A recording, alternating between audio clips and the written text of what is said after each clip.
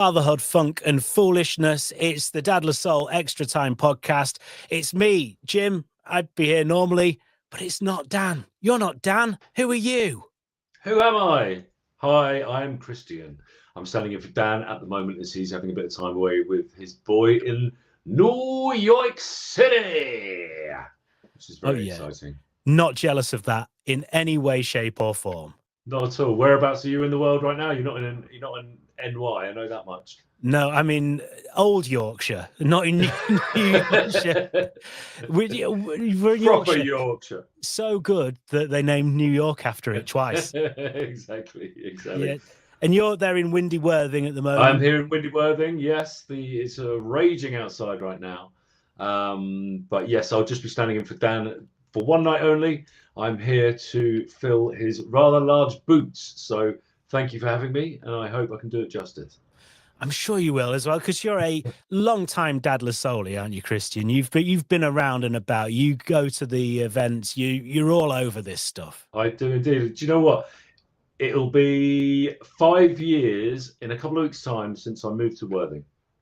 16th of April, we moved down here from London, me and my family, my boys and my wife. And I was so lucky because within about a week and a half of moving here, I've got one mate who lives around the corner from here. Flevens, his name is. He's a musician, and he had a gig in Brighton. He said, "Come and see my band. We're going to play in Brighton." Great stuff. Me and my wife went to see him. And at the bar, I got chatting to a gentleman who happened to be there. We got bantering, and he said, "I live in Worthing." I said, "Oh, I've just moved to Worthing as well." And I said, "We should share a taxi on the way home." And it was Dan. Oh, nice. And we ended up having a really good natter. Shared a taxi home, swapped numbers. And so, yeah, that was 5 years ago, almost to the day. And since then, I've been attending the Dadless Soul groups and getting up to mischief with the gang. And, and it was going to be a good relationship for you two, because you started off by saving him some money. So, I mean, always a good start. Always a good start. Yeah. Oh, nice. I don't think I knew that origin story. That's exciting. Yeah, it's cool, isn't it? Yeah. Oh, lovely. And now you're sort of more involved, even more so than maybe you were at one point, because you have a new role to play at Dadless Soul events. I do indeed, yeah. So the sort of backstory of it is that I work for West Sussex Mind, the local branch of National Mind, the mental health charity down here in Worthing, West Sussex, and I work on the comms team. So part of my job is to post on social media when we're doing activities, events, and part of it is when new jobs come up from the HR department. And a couple of months ago, I was given a brief to post about a new role coming up with Dadless Soul. And the role is a mental health peer support worker working between West Sussex Mind and Dadless Soul. And I was reading the brief for it, and it said, someone with some lived experience, someone who is a dad themselves, someone who, is interested in going along to the events, working with other dads, supporting people with their mental health. And I was reading, I was thinking, that's me. That sounds a lot like me. Maybe I'll just won't post this on social media. Maybe I'll save it back to myself. I applied for the role, and I'm pleased to say I got it. I've started very recently. It's only been a couple of weeks since I started the role. So mental health peer support worker, working with West Sussex Mind in collaboration with Dadless Soul. It's a really exciting new role. It's a brand new role, and it's really about supporting dads, granddads, male carers in the West Sussex community with their mental health. It's important for me to say that I'm not a trained counsellor. I'm not a professional therapist. I've got my own lived experience. I'm a dad. I'm already a part of the Dadless Soul community, as you've said, and it's just about really being here to help signpost people to the right parts of the service that are good for them, and just to have a chat and a natter. I think there's still a bit of a stigma around mental health. I think it's changing, but I think within men there is still more of a stigma perhaps than with women. And I think just having a friendly face at the dads only meetups once a month in Worthing, and the dad and kids meetups once a month also in Worthing, it may be hopefully a bit easier for some of the guys to just come and speak to me, have a bit of a natter, and then I can signpost them a bit more clearly into the services, be there to support them on that journey. So that, in a nutshell, is what the role's about. Which is perfect, because that's what we want our events to be. We want them to be that place where people can come along and find the help that they need, or find a direction to go and get that help.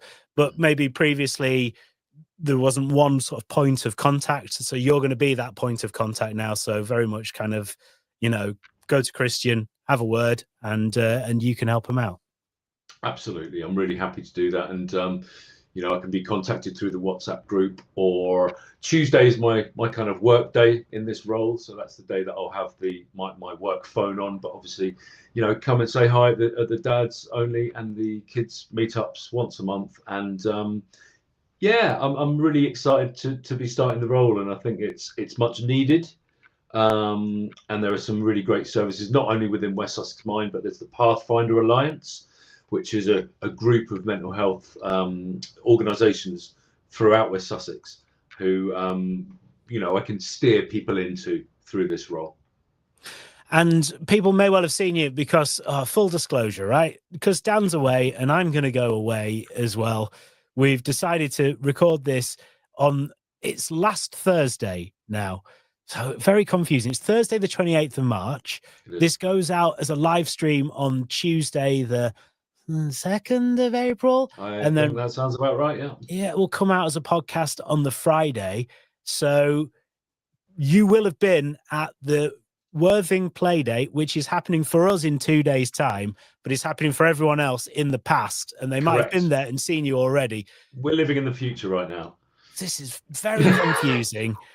So I'm Marty McFly and you're Doc Brown, right? That's what we're saying. Yeah. Okay. I'll be with that. I thought you were going to say Biff. No, well, I'll take Doc Brown. So yes, it's kids Playdate this coming Saturday. We're going to be doing it outside, so that'll be interesting. Or we will have done it outside. Storms are raging right now, so hopefully that would have calmed down a bit by Saturday. But always good fun to attend. I mean, my kids are a bit older now. My boys are 9 and 13, so they're a bit cool for school to come to some of the play dates. Except the dads versus kids Nerf battle. Oh, of course, yeah. For some reason they want to come and fire darts at their old man. That's the only time they'll come out. But it should be great fun. There's always loads going on. And I was at the Worthing Dads only meetup last week as well, which is great. Which again, I attend regularly. But it was interesting being there with my new hat on for the first time, and just having a chat with some guys there and easing into it. So let's move on. But I'm interested in something you said there about your kids being too cool for school. Mm-hmm. I'm experiencing that. I've got a 10-year-old daughter, and there's very much that going on. It's kind of like some things she's too cool for, some things she still wants to do. Yes. When was it that you noticed that you were becoming massively uncool to your children? It seemed to happen overnight with my eldest, who's now 13, who, by the way, is as tall as me. It went from sort of cuddles on the sofa watching cartoons to one morning waking up and going, "All right, Dad, what are you doing?" Like this. And it's like, "Well, who's this guy?" And, but it's great. He's fantastic, and he's still, I think he's in that in between age where it's almost like his brain hasn't caught up with the size of his body yet. Yeah. So it's a bit kind of gangly and it's almost like he hasn't got control over his limbs because they're growing so quickly. But it's great. I love it. I love this stage at the moment where we're way beyond changing nappies and worrying about where they are this precise moment.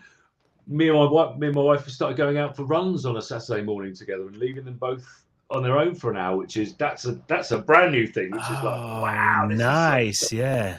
So it's starting, this whole new world is opening up where just they're getting more independent and we're getting a bit of our own time back as well, which is great. You know what I'm so delighted about, and this is so brilliant for us, is that my daughter's now of an age where she can go to the shop for us. So She'd come It's a back from winner. school. She'd come back from school, and you'll need something for tea or something like that. You go, can you just go to the shop? And you know, Yeah. if I was to come back and my wife was to say that, I'd be like, oh. Yeah. But for her, it's still Yeah. novel. So she's like, yes, I'll go. Yeah. No worries. If I can't get it from that shop, I'll go to that shop. Yeah. And do you ever frame it like, I'll time you? Yeah. That's always the winner, isn't it? It's like, I bet you can't go and come back in 5 minutes. Go. See, my son, my eldest, has cottoned on to this now, who was double keen. He loved taking the debit card and going down, and he would normally come back with like an empty Snickers wrapper in his pocket, you know. But it was always that, like, yeah, I'll do it, I'll go. And now it's been a few years of that, and now it is like we are. Oh God, too. Can't deliver, who send it? Exactly. And Amos, our youngest one, who's 9, is not quite there yet, but I suspect that we're going to have a little golden moment where he'll be double keen to run down the shops for us. Yeah, that's just brilliant. We actually, to be fair, when I was at university, one of our flatmates in the first year would still go places if you'd time him. As an adult. Yes. And I think he was about 20 as well. I think he'd taken a year out, then he'd redone his first year, and he was in halls with us. I would just go, oh, you know, it was the late 90s, so you couldn't get like a Uber Eats or whatever. Yeah. We got like, there's a late night garage about 20 minutes away. It was like, oh, could do with a Twix. But you can't do an 18. Yeah, how fast can you do it? And he would. It was absolutely golden. Yeah, that's genius. We need that childlike joie de vivre back into everyday activities, don't we? I tell you what, what I quite like is, for me, the step count is always, that's my kind of version of that now. Yeah. I will be doing this on Saturday. This will be last Saturday for everyone who's watching now. My wife runs a vintage fair in local town to us in Ilkley, and my job is on the day to go out with a big sign on a stick, walk around town, and just direct people to the venue, because even people who've lived there for years and years don't know where the venue is. Because do you do the fancy flipping around and all of this? Oh well, I wish I could, but no, it's mainly just holding this thing, like this big old stick. But no, what I do like to do is just do more steps each time I do it. So, you know, I'm up to about 30,000 steps now, which I'm hoping to that's decent. I'm hoping to bust on Saturday. Yeah, that is really decent. It's funny how we can sort of clock this stuff every day. I've got a watch which clocks, you know, how many steps I do. When I go for a run, it kind of tells me I've done this. And there's something I'm quite geeky like that about looking at the app and how many calories did I burn on this. Sometimes I go out for a run and my watch runs out of batteries while I'm running, and it's almost, there's a bit of my head that goes, oh, what's the point in doing it if you haven't clocked it? And that's a really sad way of looking at it. It's like, I'm going for the run just to please the watch. Do you know what I mean? Which is ridiculous. 100% with you. Absolutely. Because there are times when you'll stop it by mistake and you'll realize, and you'll have done 5 miles, and then you'll go, oh, it stopped after a mile. And it's so frustrating, especially because I've kind of set myself targets for the amount I'm running each week. Yes. And then I'm just like, am I going to have to go for an extra run? Exactly. Even though you've done it already. Yeah. Well, I had a funny one with Tyler, our friend Tyler Slade from the Dad La Soul community, who a lot of people will know. He goes out running regularly with a group, and he's great. He's very active. He's got an organisation called Versus Life. He and I went for a run. I think it was like back in November last year. 5 a.m, so it's pitch black.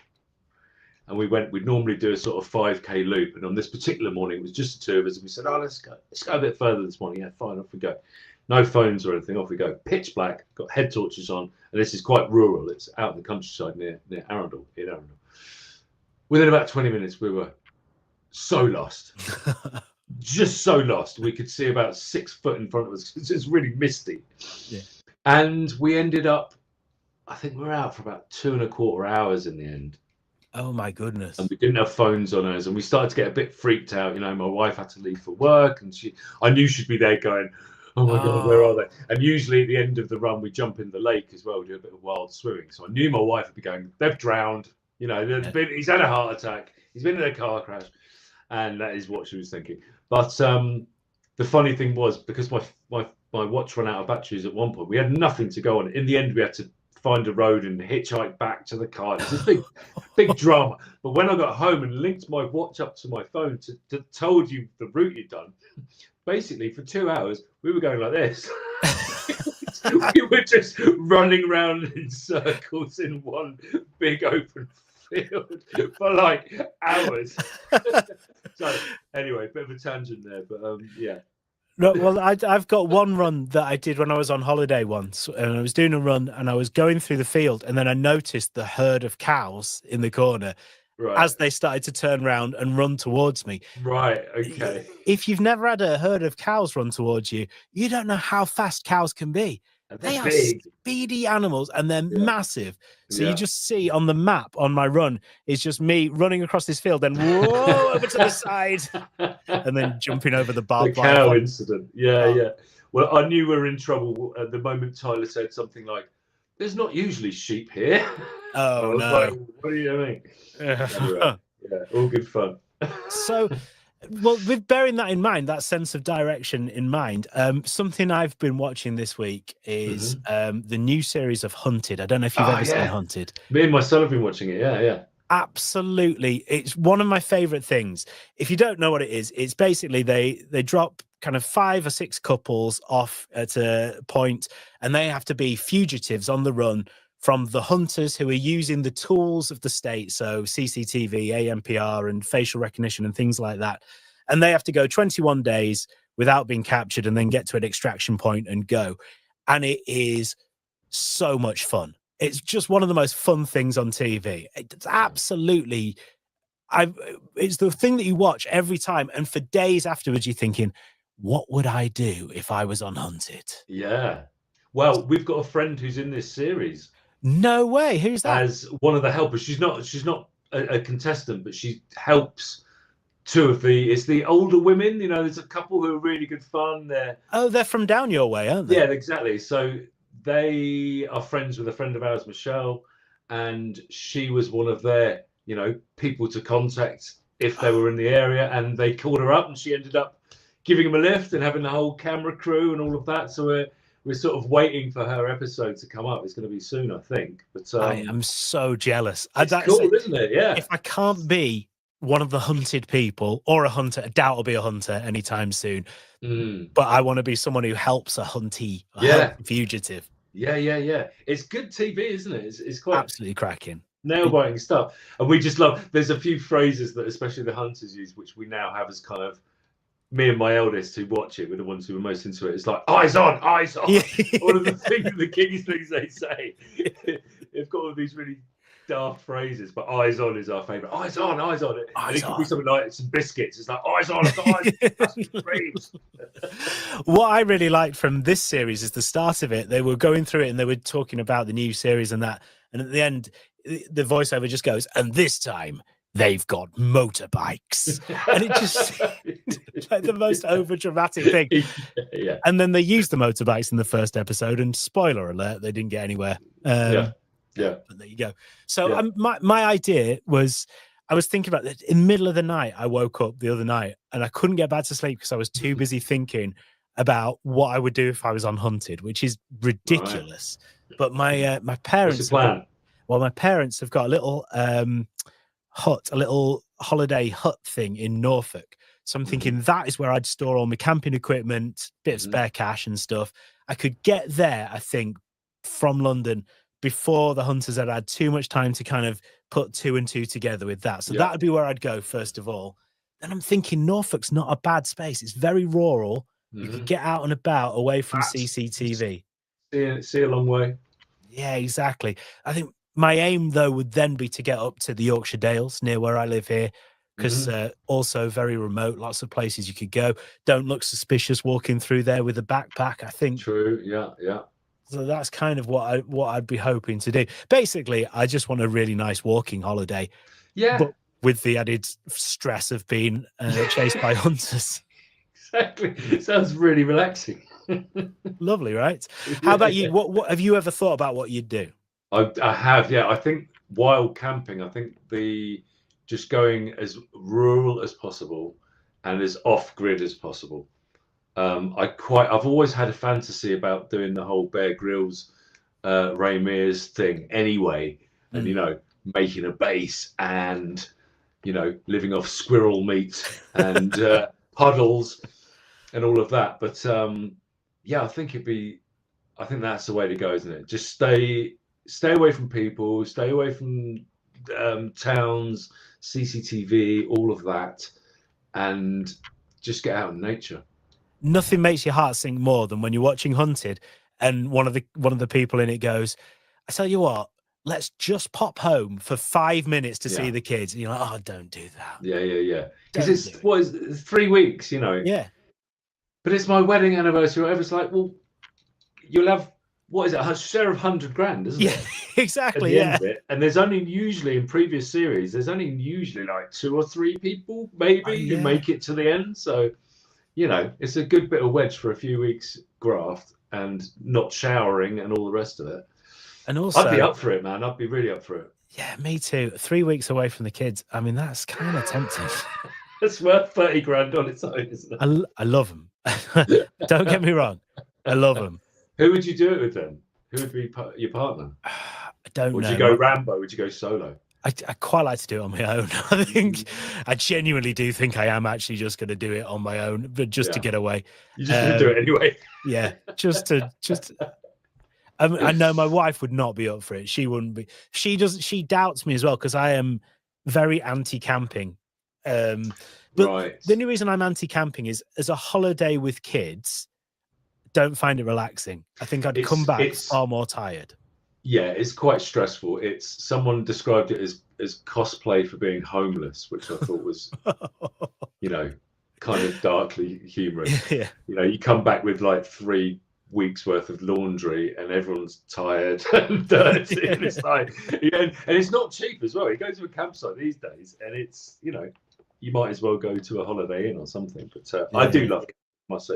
But I would, if I was going to apply for a TV show and get on, I'd like to do The Island with Bear Grylls. Okay, yeah. Okay, so more hardcore, really, that. Yeah, I think so. Yeah, you know, I'm sure it's really, really tough. But again, there's something that appeals to me about that, like, yeah, kind of stripping it all back and a bit kind of survival stuff. Yeah, there's something about it, isn't there? There's something just kind of fascinating about doing everything for yourself that is very tempting. And I don't know how good I'd be at it. Maybe I would be terrible, possibly so. Listen, it's not that long ago as a species, human species, I mean, we were hunter-gatherers. It's all in there. You know, this living off our, you know, off the working hours of 9 to 5 and eating processed food, it's all very, very, very new. You know, I think within us all there's still a hunter-gatherer who's, you know, that's why a lot of people are scared of spiders. And, you know, I don't know. I just think I think if you had to, most people could survive. How does the spider thing work? I mean, it's there's a reason that people are scared of spiders, because spiders are dangerous. Like where we live now, you see a spider, it's not gonna bite you and kill you. But spiders are venomous in the world, and it's an instinctive reaction, right, to be afraid of them. And that's I think that's born from a survival instinct of hunter-gatherers. And do you think that in the past, hunter-gatherers did outsource that to their children by saying, I'll time you by looking at the sun to see how long it takes you to go and get a deer? Yeah, exactly. Go to the watering hole and fill up this clay pot. Perfect. I'll time you. Right, let's have a tune then. You have brought a song to the table. Can you tell me more about your song, please? I have, and the reason I chose this is I just can't get this song out of my head. I just can't get. It's not that song. This is an old song that I discovered quite recently, and it's super soul-y and funky. It's called I Don't Know, and it's by the Dixie Nightingales, who are an old kind of gospel soul group from the States. It's basically about, what is it about? It's kind of about Jesus and being there when Jesus was there. And if you ask me, you know, who was the apostle who did this? I don't know. It's this whole story. But it's just really groovy. I love the groove of it. I love the story of it. And yeah, simple as that. I love the tune. Brilliant. Let's have a listen.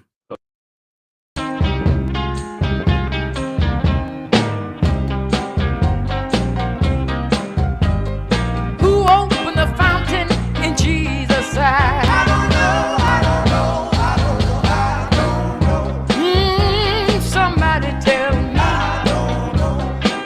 I've been searching. I don't know. I've been searching and searching. I don't know. For a long, long, long time. I don't know. I don't know. I don't know. Oh, somebody help me. I don't know. No, I don't know. Somebody tell me. What was the name of this Roman soldier that speared my Savior in the side? If you are unable to help me with that one, if you please help me with the next one. Can you tell me? Can you tell me? Who was the woman met him down by the well? I don't know. I don't know. I don't know. Oh, somebody said she was from Samaria. Came down to the well to get some water that day. I don't know the woman's name. I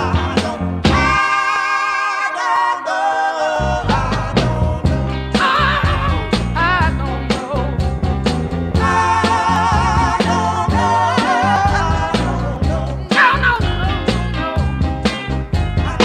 What was the name of the thief on the cross who said, when you're in paradise, remember me, Lord?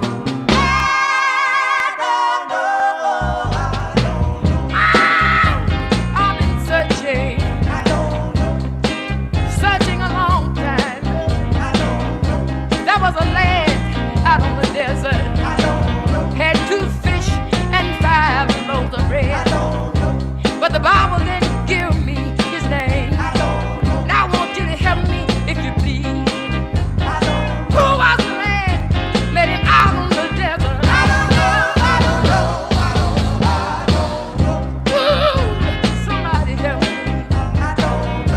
I might want to look him up when I get in glory. I might want to say hello when I get in glory. But I don't know the man's name. I don't know. I don't know. I don't know. I don't know. I don't know. I don't know. Hey, that was good, wasn't it? Great, isn't it? What a tune. I defy anyone to not at least tap their feet along to that. It just grooves, doesn't it? So that's the Dixie Nightingales. I don't know. Dixie Nightingales, I don't know. Yeah, on Stax Records. Yeah. Love it. Absolutely Cool, love it. isn't it? Yeah. I've talked about this on the podcast before, but me and my wife went to a Northern Soul all dayer in Nice. Clitheroe in Lancashire a few weeks ago, and it was Cool. just the most life-affirming experience. We were the youngest there by about 20 years at least, Right. and it was 3 till 8 in the afternoon by all dayer. That's what it meant. Yeah.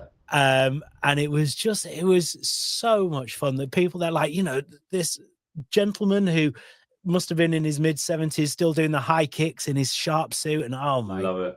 goodness. Did they put talcum powder on the floor?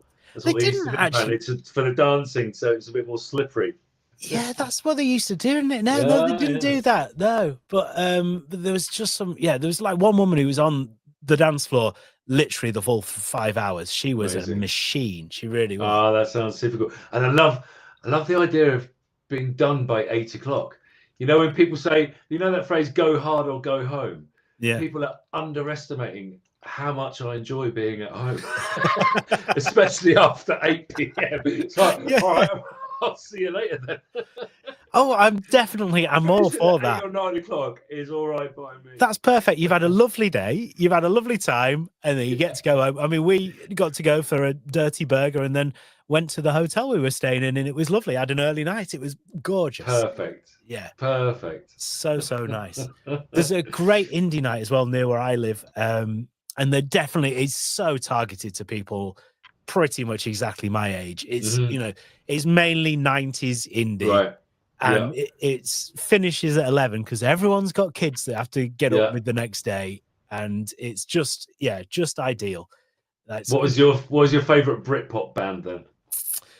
Pulp. Back in the day. Pulp were my favorite Britpop band. Absolutely loved them very much. Still do, in fact. Yeah, absolutely. How about you? What was it was Blur. Of course, yeah. Blur all the way, yeah.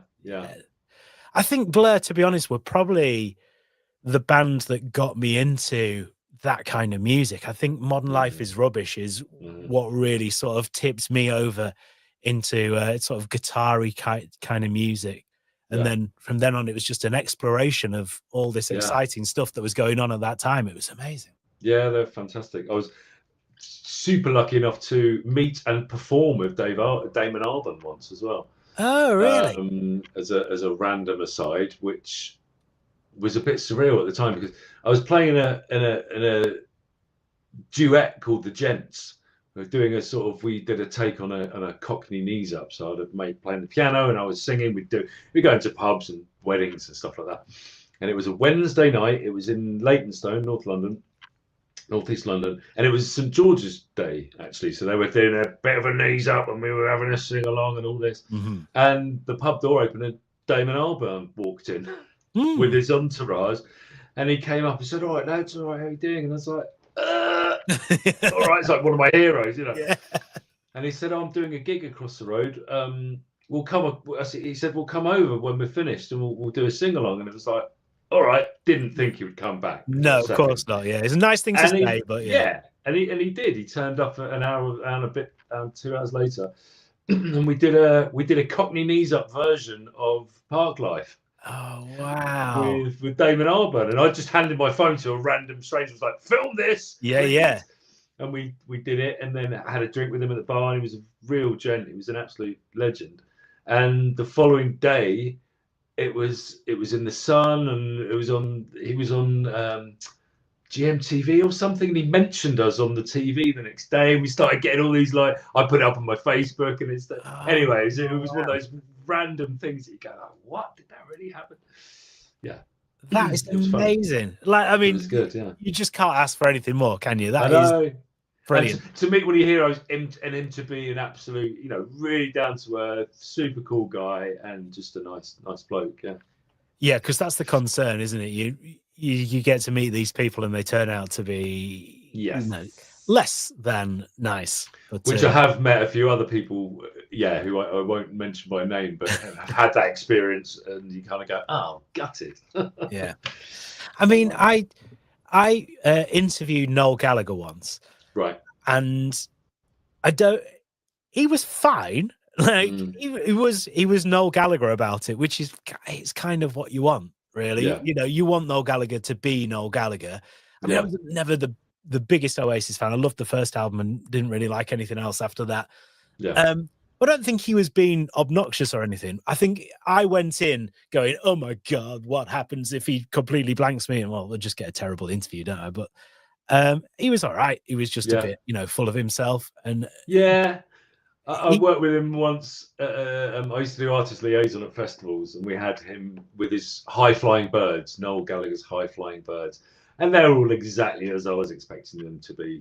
Very aloof, very kind of blokey, and it was very interesting because the day before we'd had Chic, Nile Rodgers and Chic, and all of them were these fantastically friendly, over Americans. Hi, how you doing? Yeah. Hugs, and it was all high fives, and then literally the next day we had Noel Gallagher. And it was like, all right.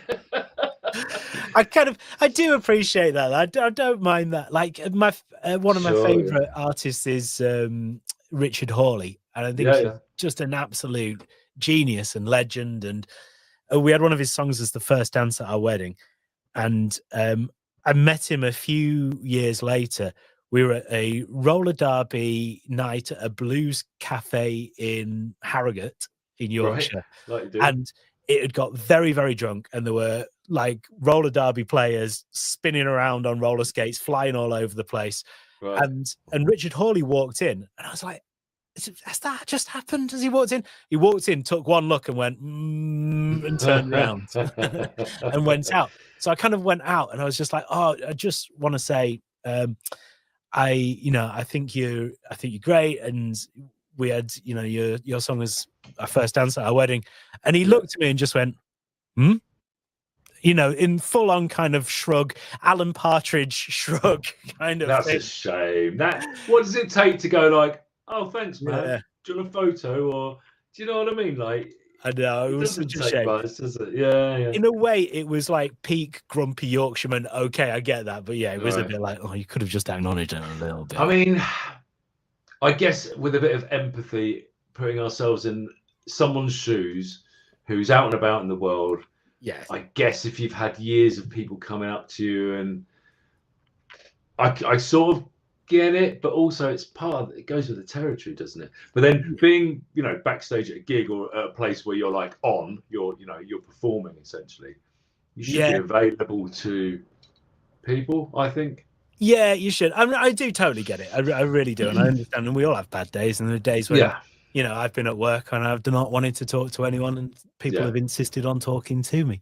But but still, it's just that one moment into it. And that's, when you get like, you see these things on the internet and people go, oh, well, so-and-so is such a grumpy bloke. And it's like, well, he might have been that day. Yeah, exactly. Might not be in general, but no one is happy 100% of the time. No. Well, I mean, no one. Except, no one is. Except Hey Dougie. Just Hey Dougie, that's it. Well, okay. We'll give Hey Dougie he can get a special badge for that. Yes. He's got his happy badge. And perfect. Right, so it's that point of the show we find out what we're celebrating and what we're struggling with. Kristian, what are you celebrating? I have to celebrate my family because they're awesome. Today it's Thursday evening, so my wife is a primary school teacher, so as of this afternoon she is on Easter break, as are the kids as well.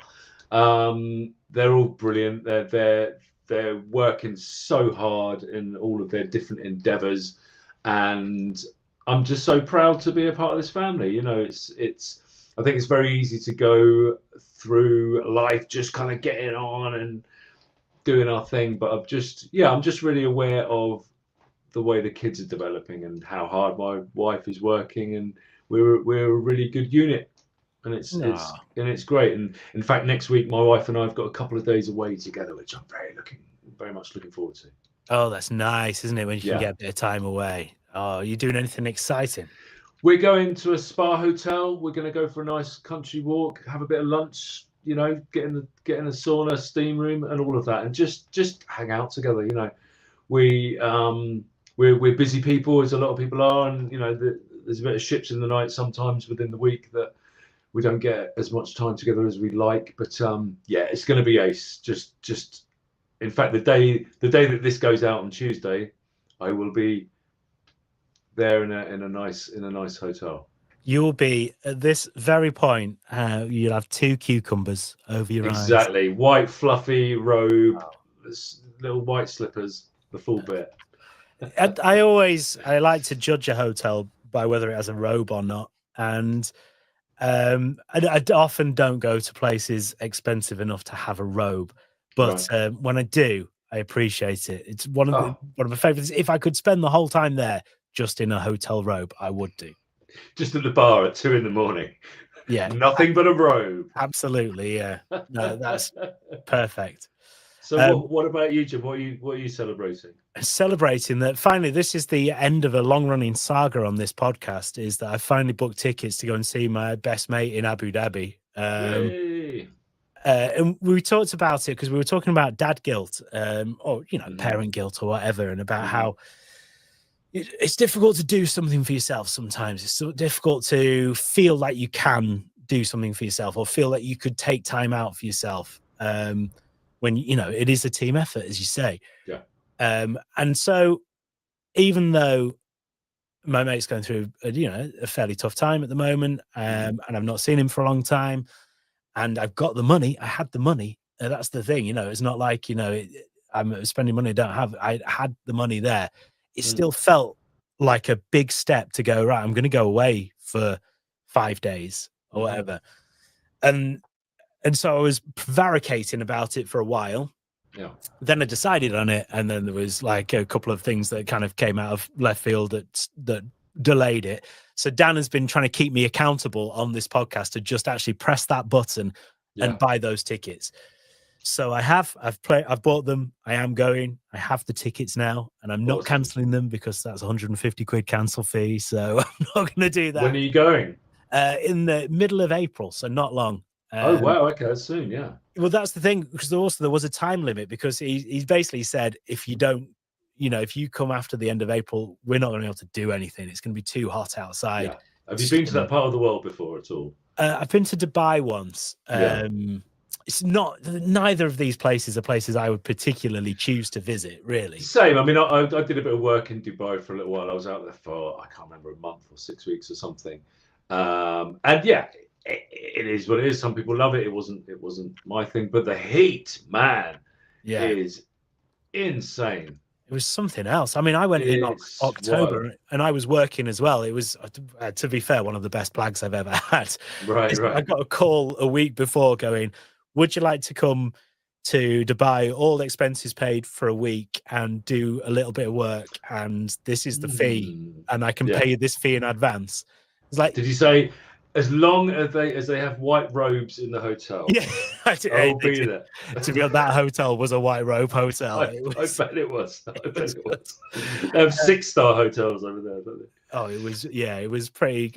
The job was basically filming and presenting, or just presenting and then editing videos about roller coasters and theme parks. Awesome. Problem is I'm not very good at roller coasters. I have a bit of a motion sickness thing. So I went on the Hunger Games roller coaster and then had to go for a 2-hour lie down after I'd stopped being sick. But well, it's like Ronan Keating says, isn't it? It is. Yeah. You just got to ride it. The great philosopher of our time. Yes. Ronan Keating. Yeah, but it's really intensely hot. And, even in October it was. So whenabouts were you then? Oh, I can't even remember. It was summertime. It was hot. It was a long time ago. It's before I was married. So 2008, something like that. It was a while ago. But anyway, it was hot. But good on you for doing that, because I totally hear you about the parent guilt. It's not just dad guilt. I think actually women possibly suffer more with it than men do. In my experience. About giving ourselves permission to do things for ourselves. I've got quite good at doing that, carving out a little bit of time in the day, whether it's going for a run or a swim or play my guitar or my drums, or I've started making lamps out of driftwood, which is a little sort of side hobby of mine. But I've got, it's just important for our own well-being, I think, and I always come back to the family and work and whatever it is I need to focus on with a much clearer head and a much kind of more patient attitude, after having given myself a bit of that time. That's the thing, because there is, as you say, is mums and dads, there's a temptation, you just dedicate everything to being there with the kids at every single opportunity, but that it's not actually healthy, really, to lose yourself in that and to lose the things you want to do. So absolutely. And I think also for the kids, I think I think we're probably about the same age, you and I remember as children kind of a lot being left to our own devices, and this is pre iPads, of course, and all of that. And I think there's a tendency these days, very generally, of sort of being there with the kids and like, what are you doing? And are you okay? And do you need, this kind of input, which I'm guilty of as much as anyone. But I think it's okay to just leave kids to it. And if they're bored, they're bored, And if they watch TV for a bit, that's fine. Yeah, absolutely. And they, And they can entertain themselves. They will find a way. You know, Yeah. you'll eventually find a way. If you're bored enough, you will find something to keep yourself busy. Mind you, Absolutely. thinking about that, I'm just thinking about when I was about 10. I remember we used to just go off for pretty much all day. Yeah. Be home at dinner time. See you later, Mum. with no way of communicating with our parents. We're just going down to the old quarry to light matches and play with petrol. See you later. I remember once we were crawling along the embankment to the side of the A1, and my parents don't know this. I'm hoping that they don't listen. But I distinctly remember doing that, and then we tramped through a load of farmers' fields, and we did find some kind of construction tools, and then just walk back. Yeah. And I do distinctly remember when we were on the side of the A1, one of my friends at the time going, "Now try not to be seen, because taxi drivers have radios and they can radio the police," which is that dates it as well. Yeah. You know, to the late 80s or Yeah. whatever it was. Yeah. So yeah, hopefully the kids won't do that, but No, something, but a bit of, you know, climbing a tree or just a kick about in the park, all of that stuff. It's all good stuff, isn't it? yeah, definitely. Mhm. So what are you struggling with at the moment? So you messaged me earlier today, or yesterday, to say have a think about things you're celebrating and things you're struggling. And I thought, what am I struggling with? And I had a think, and then I started writing a list, and it got longer and longer. So I've got two things that I've kind of narrowed it down to. One is sugar. Right. I've got a sweet tooth, and I eat a lot of sugar, and it's annoying because it does nothing for me. It's such an instant hit, and then it's gone. And I try to stay fit and healthy. In all other areas of my life, as I say, I go running and stay active and all the rest of it. But then I'll sit down of an evening and eat like 6 custard creams, or it's Easter weekend coming up, and already there's like chocolates piling up, and I'm a real sucker for like sweets, for like sour jelly sweets, and it's so ridiculous because it does nothing for you. It's Yeah. It rots your teeth, and there's no nutrition in it at all. So yeah, I'm struggling with my sugar intake. How are you for a sweet tooth? Are you bothered? It's yeah, kind of. Although actually, my kind of main vice is crisps rather than sweet. Yeah, I do like a bit of chocolate or something, especially like after a meal. yeah, I just have something a little bit sweet. yeah. But I've really been, for the last few months, I've been working hard to eat better, not eat crisps every day or whatever, and not eat kind of particularly, to try not to snack too much. Yeah. And it's not perfect, and I don't think I'll ever get to the point where I don't do it at all. Yeah, I mean, you don't need to live a monastic existence, do you? I think that's the thing. Like, I remember during lockdown, I was doing like a Joe Wicks workout Monday to Friday. I was running at least a mile every day, and I'd really changed the way I ate. And I lost loads of weight, and I was really good, fit, and I was strong as well. But that's not sustainable. It's just not. Yeah. It's not a sustainable way to live. That was a crazy time. Everyone was going crazy. Yeah. This is a more sustainable thing. So I just try as hard as I can to eat better. And I found that once I'd gone for a couple of weeks without really eating, like having to have a packet of crisps or having to have something, then it became a lot easier. And when you start to get a little bit or I anyway start to get a little bit kind of a bit cocky about the slight hunger pains and feel kind of like slightly proud of them, if anything.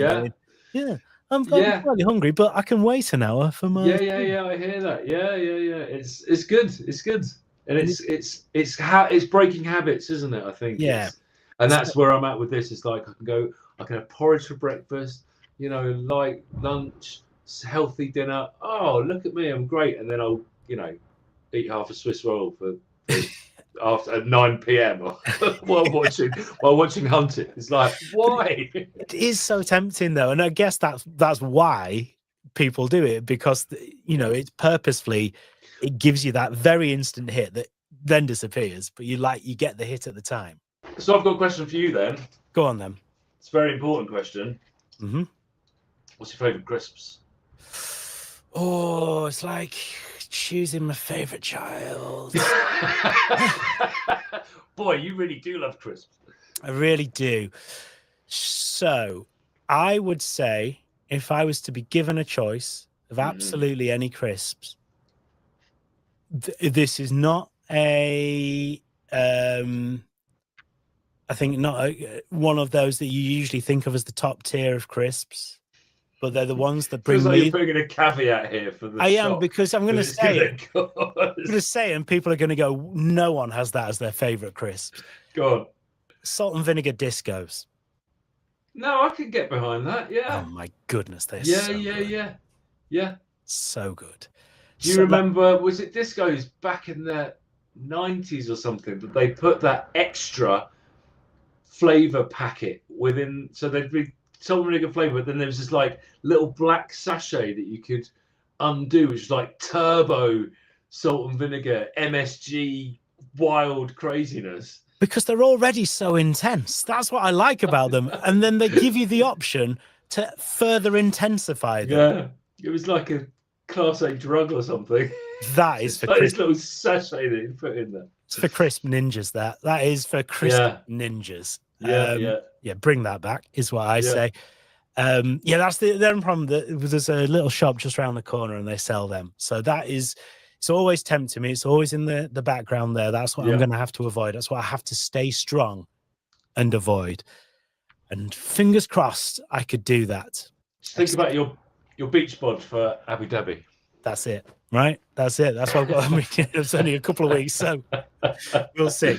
But yeah, but it is also something that I like we went up on the moor, which is just over where we live, the other day, me and the kids, and I made a packed lunch, and I was like, let's go to the shop and get some crisps. And I thought, yes, I'm going to treat myself because it's a special occasion. You've earned it. As long as I don't do this every day, that's absolutely fine. Little bit of what you fancy, I think. Exactly. Is what which that's where I'm coming from with sugar, and I do love a crisp as well. I've got to say, I'd go for T-bone flavour roysters. Oh, interesting choice. Old school, but yeah, I'm the same with sweet stuff. It's like it's okay. I just don't need sugar every day. Yeah. Tell me about your challenges at the moment, Jim. Routine is what the challenge is at the moment. I got into a good routine when the kids were at school, but our school holidays started last Friday. So we've had a week of getting out of that routine. And actually the week before that, the routine was kind of knocked by some very boring MOT-based annoyances. So I got into a good routine Monday morning, Wednesday morning, Friday morning, going for a run. Do 5 or 6 miles on Monday and 5 or 6 on Wednesday, and then kind of 7 or 8 on a Friday, and then launch into work. And it's good because it's a really kind of, I feel like energized for the day. I can get into it, and I'm racking up those miles, and they're appearing on Strava, and the stats are all looking good. And then last week it all went to pot a little bit because I had to be various places at various times. And then this week, it's all hands to the pump to kind of keep the kids entertained and sort everything out. So the routine is all out of kilter, and I miss it.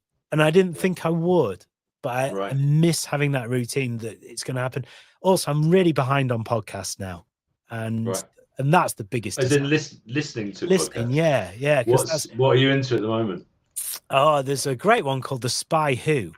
Oh yes. And I'm listening to this series about the spy who inspired 007, a spy called Popov, who was Yugoslavian and then was recruited to work for the Germans in the Second World War, but really wanted to work for the Allies. So he was a double agent.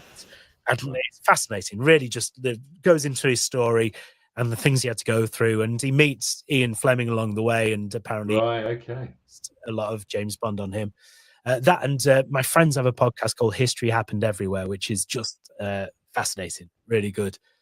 But I'll check that out. I love a history podcast. Well, theirs is a really good concept, It's they take they randomize a location, a time frame, and a subject, and one of them has to go away and come up with an episode about that for the next week. Brilliant. So that's well worth having a listen to. I'll check it out. And obviously, Dad La Soul Extra Time, right? Am I right? Naturally. So that's that. So it is almost time to finish this podcast. Kristian, thank you very much for coming on. Thank you so much for having me, and for Dan for asking me to step in. There is one thing I must mention. It'd be remiss of me to not mention it, especially being that we both mentioned our love of running. Okay. And that is on the 7th of April, which is a Sunday.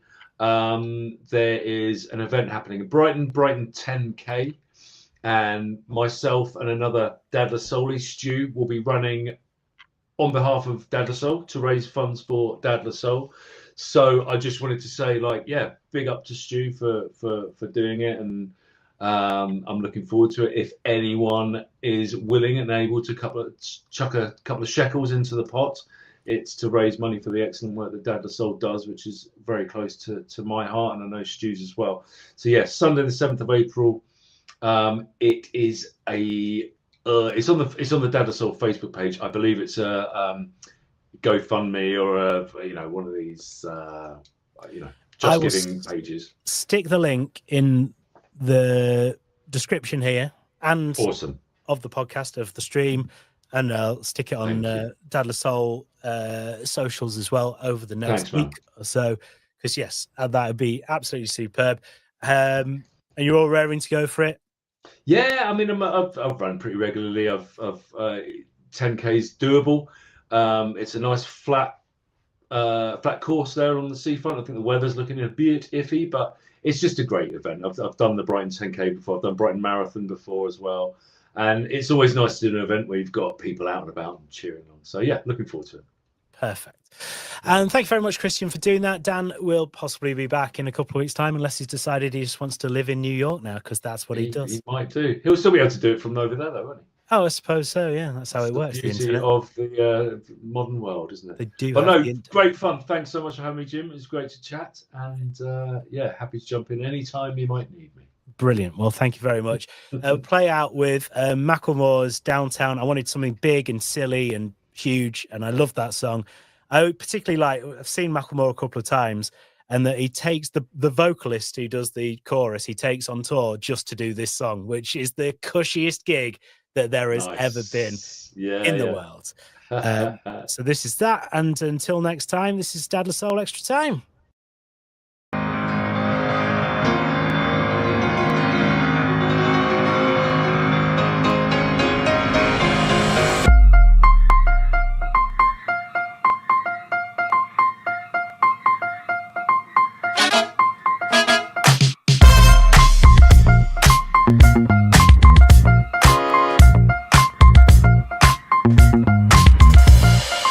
Went to the moped store, said fuck it. And the salesman's like, what up, what's your budget? And I'm like, honestly, I don't know nothing about mopeds. He said, I got the one for you, follow me. Ooh, it's too real. Chromed out mirror, I don't need a windshield.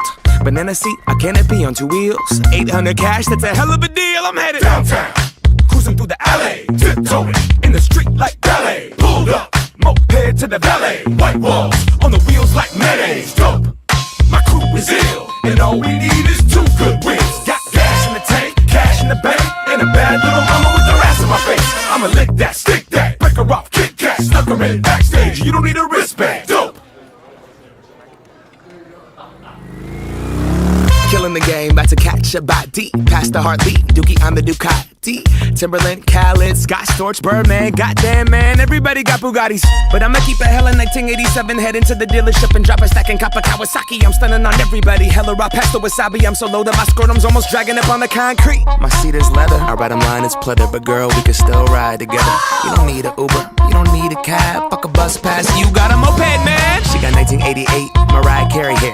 Very rare. Mom jeans on her derriere. Throwing up the west side as we tear in the air. Stop by Pipe Place, throwing fish to a player. Downtown, downtown, Downtown, downtown, downtown. She has her arms around keep us safe.